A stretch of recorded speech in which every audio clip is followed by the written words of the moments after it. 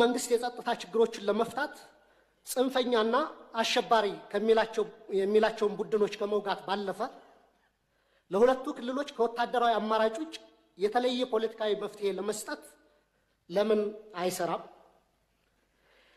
የኢትዮጵያ ሕዝብ የእርስ በርስ ጦርነት አንገፍግፎታል።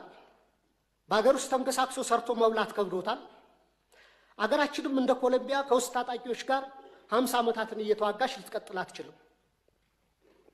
ከዚሁ ጋር በተያያዘ በሀገር አቀፍ ደረጃ በስፋት እየተዘገበ ያለው የፖለቲካና የህሊና እስረኞች ጉዳይ እልባት እንዲሰጠው፣ እስረኞችም የተፋጠነ ፍትህ እንዲሰጣቸው በተደጋጋሚ ብንጠይቅም የፖለቲካ አቅጣጫ የተሰጠበት በሚመስል መልኩ በተደጋጋሚ የፍርድ ቤት ቀጠሮ ያለ ፍርድ እየተንገላቱ ነው። ቤተሰቦቻቸውም ከፍተኛ ችግር ላይ ወድቀዋል። የህግ የበላይነት በማስከበር ስም የሚፈጸሙ የዘፈቀደ የፖለቲካ እስሮች ለሚመጣው 7ኛው ዙር ሀገራዊ ምርጫ ፍትሃዊ፣ ነፃና ታማኝነት ያለው እንዳይሆን ላለማድረጉ መንግስት ምን ዋስትና ይሰጣል?